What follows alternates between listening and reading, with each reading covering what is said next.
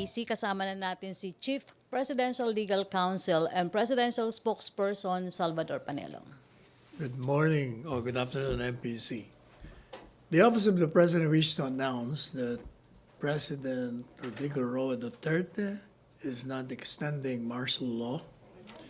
It will expire on December 31st, 2019. His decision is based on the assessment of the security forces as well as the defense advisors that the terrorist and extremist rebellion have been weakened as a result of the capture or neutralization of their leaders, as well as there has been a decrease in the index crime. The people of Mindanao rest assured that any incipient major threat in Mindanao will be nipped in the bud, even without martial law.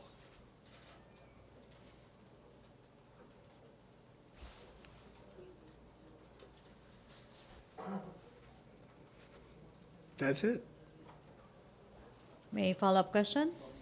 Joseph. So when did the president come up with the decision? Was it last night during the joint command conference? I was not there, but I was given a text message to announce it.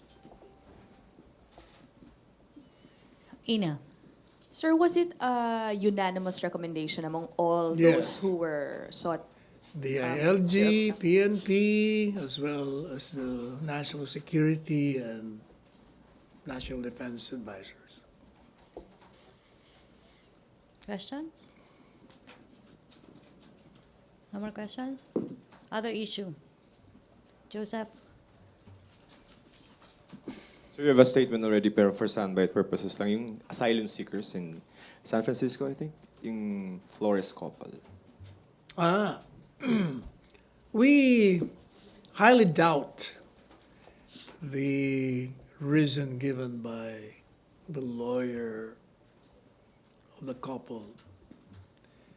News report says that the couple went there in 2000, year 2000, to visit relatives and to do some sightseeing. But due to the political turmoil relative to the ouster of the former president, Arab Estrada, the relatives advised them to stay, and subsequently thereafter, they overstayed. And my take is that the lawyer of the couple must have advised them to use this stratagem of attending political rallies, issuing statements as a predicate to shield them from being reported. In other words, they're trying to circumvent immigration laws of the United States. For one, their names are unknown as political activists. For another, this government has not charged any person, whether journalist or critic, who have criticized or the government or the president. Those who did and facing criminal prosecution are those found to be violating criminal laws, and the administrative and judicial officers found probable cause thereof. Questions? Pia. Sir, I'm sure the palace is aware of the recent kidnapping incident in Makati. Meron po bang utos si President Duterte to look into the situation? I do not know if the president has seen the video, but even if he has not, the PNP would be investigating the same and will pursue the people behind the kidnapping. Has the PNP given updates to the palace on what really happened, who are involved? I've not received any info yet on that. Sir, following the incident, kasi nag-viral yung video on social media, marami na ang natatakot. What is the palace message to the people who are scared to go out on the streets? Well, they should always be alert whenever they're out and be conscious around them if they see any suspicious men or women lurking around. They should report it immediately to the police authorities. Okay, sir. Sir, considering that the people are afraid to go out into the streets, what does it say about the security situation in the country, as well as the administration's promise to the people that the government will be keeping the streets safe for I think everyone? that particular incident is isolated. I have not heard of any kidnapping cases reported, whether by the media or by word of mouth, except for that video that went viral. So as far as the government is concerned, it is still very safe to go Well, out into the definitely, streets. you must remember that the index on crimes has decreased considerably. In Thank you, sir. fact, that's why in Mindanao, there is no need for the extension of martial law. Questions? MPC? Wala na kayong tanong? Wala. Oh, incidentally, we would like to express our condolences to the family of Leo Obligar, who is known to be one of the staunchest defenders of the president.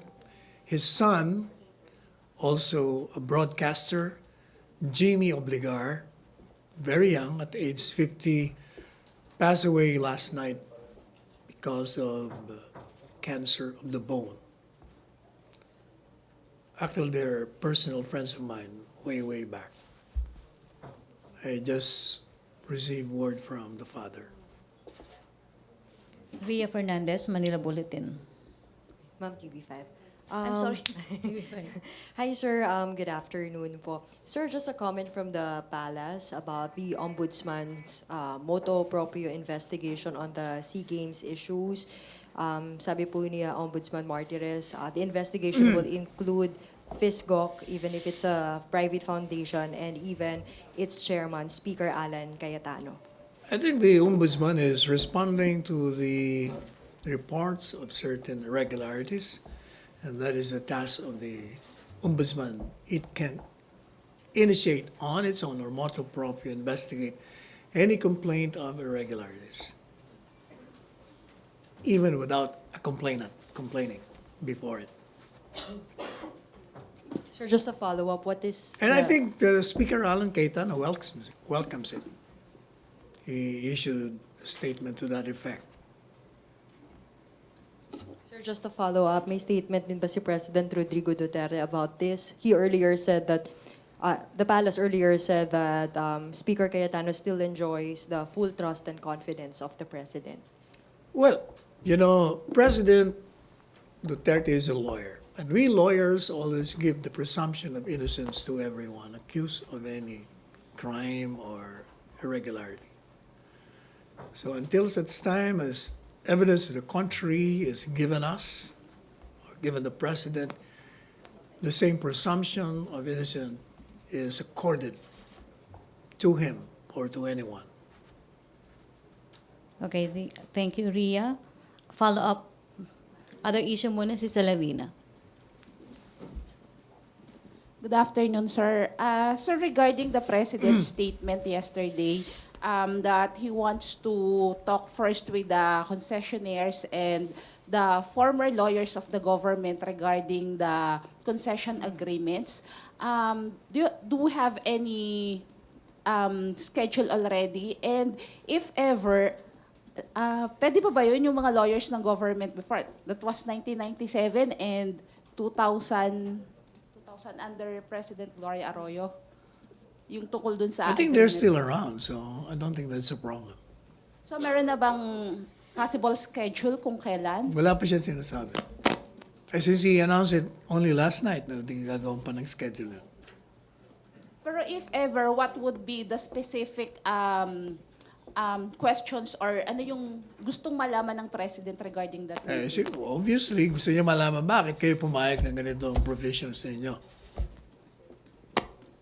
And then, may possibility na makasuhan sila or what? Paano, sir? Di ba sabi niya, he will file economic sabotage to those involved. Against How all of them. about, sir, dun sa mga former presidents na kung saan nalagdaan yung agreement? Against all nga eh. Everybody that is involved in the drafting and approving of that concessionary agreement. So, pwede si former President Ramos and former President Arroyo? They could be included? If they are what? if they are part of the conspiracy, Okay, thank you. but if they are not, they cannot be included. Follow up? Si ano muna, Pia? Sir, can we confirm reports na canceled na daw po yung extension ng concession agreement with the water concessionaires? Is there truth to those reports? I have not received any info on that. But as far as the palace is concerned, can the government nullify or cancel the extension agreement considering hindi naman satisfied ang government with the services of the water concessionaires? As we have said, there will be legal options to be availed of.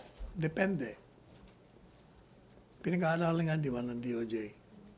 And that is one of the options, sir.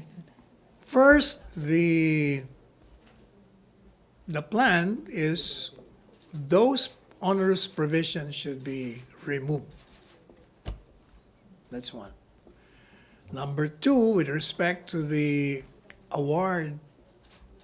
arbitration award in Singapore, we intend to file an appeal before the Supreme Court of Singapore. Or, if they will enforce it in the Philippines by filing a petition in our lower courts, then we will oppose it.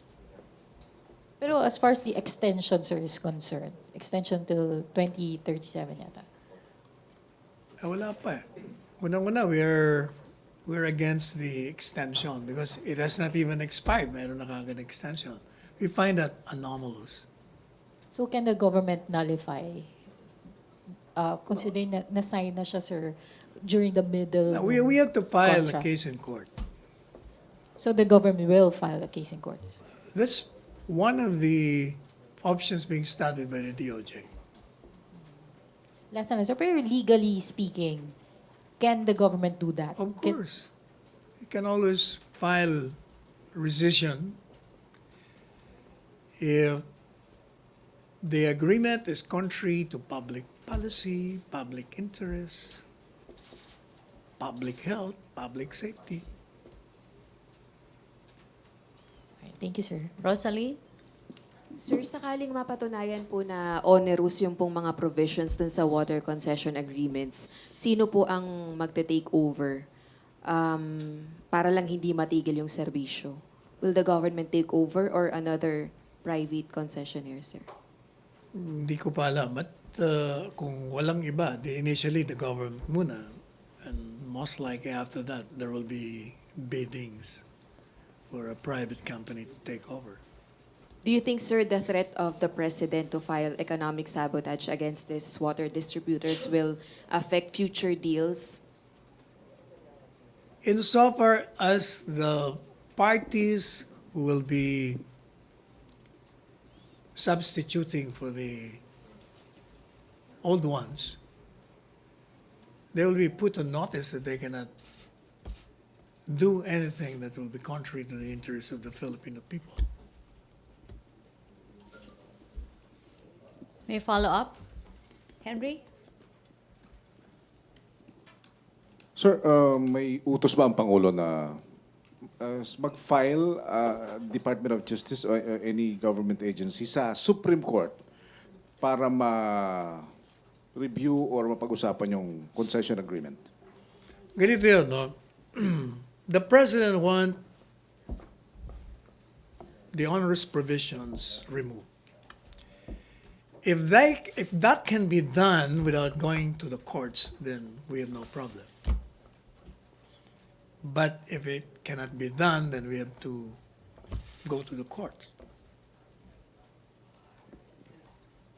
Pero sa ngayon, no, wala pang inuutusan ng Pangulo na go to the Supreme Court and file a case against Wala pa, hindi ba this- sabi niya kagabi, I want to talk first to these people involved, the lawyers.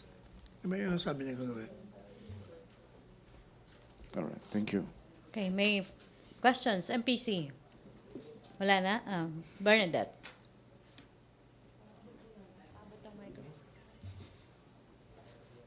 Good afternoon po, Spokes, sir.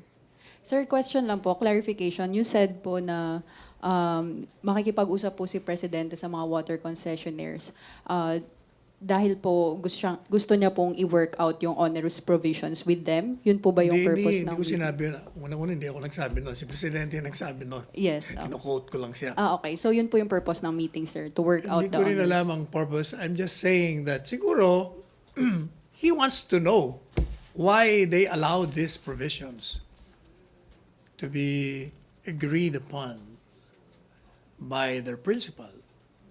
But how do we reconcile yung statements ni President na hindi siya open sa compromise? May initial statement po siya na parang ayaw niya ng compromise, sir. Then later Ibig on, sabihin nung- nun, yung compromise with respect to the onerous provision, hindi siya papayag na nandun pa rin yun, o isa o dalawa nandun. Lahat na onerous ayaw niya. Kailangan matanggal yun. Okay. So sa pakikipag-usap with the water concessionaires, sir, makikipag-compromise ba si President or not? Hindi nga sinabi niya na nga no compromise eh. Okay. Sige. Alam niyo, I think the concessionaires will have to agree. First, kumita na sila ng malaki, several years na, malaki na kinitang matagal na eh. So many years na. So hindi na sila siguro lugi doon. Sir, thank you so much. Okay, questions? Joseph? Mag-last question na tayo kay Joseph. Just so, sir, it comes from you. What are these onerous provisions? One, during the lifetime of the contract, if for any reason that there are business losses, then we will have to pay for their losses. Number two, we cannot interfere in fixing the rates, the water rates. Number three, we find it anomalous that the agreement is being extended even prior to the expiration of the same.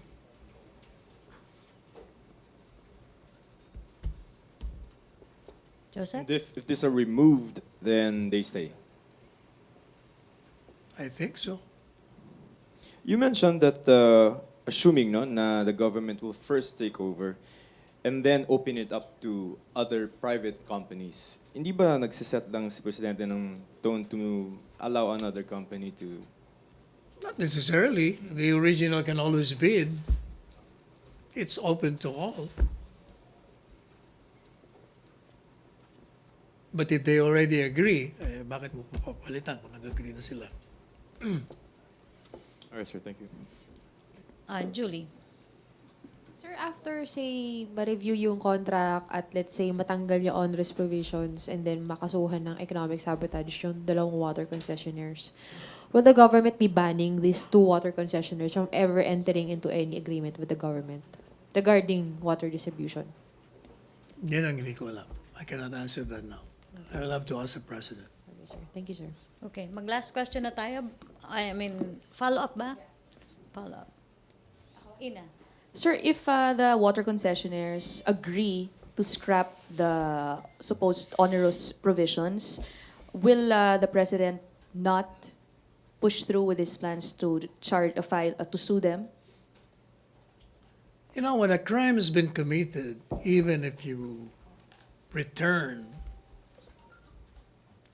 there is still a crime. And the president is mandated to enforce the law. And the law says any transgressor will have to be prosecuted. Thank you. Okay, last question, Bernadette. Sir, on the 3-day deadline that the President imposed on tax, yung mga hindi po nagbabayad ng tax liabilities na mga POGOs, sir, may update po ba dun, sir? May extension po ba ng deadline or ano na pong bagong statement ni President on the 3-day deadline sa POGOs, sir? Wala pa akong info on that. I'll have to ask him. Okay, sir. Thank you. Okay, sorry. Last question, Joseph. Sir, si Secretary Anyo and also si Defense Secretary Lorenzana have already said na they will not recommend a ceasefire with the Reds. Is that also the President's position not to impose or declare a ceasefire? I will have to ask the president. What the president wants is open the peace talks. But Mr. Sison appears to be not open to it because according to him, if it is done in Manila, they're open to arrest and surveillance. And my take on that is that if you're really sincere, it doesn't matter where the venue is when you hold the talks. Certainly, there will be no arrest. Okay, Joseph? Okay. Thank you, MPC. Thank you, Secretary Panelo. Back to our main studios sa People's Television Network.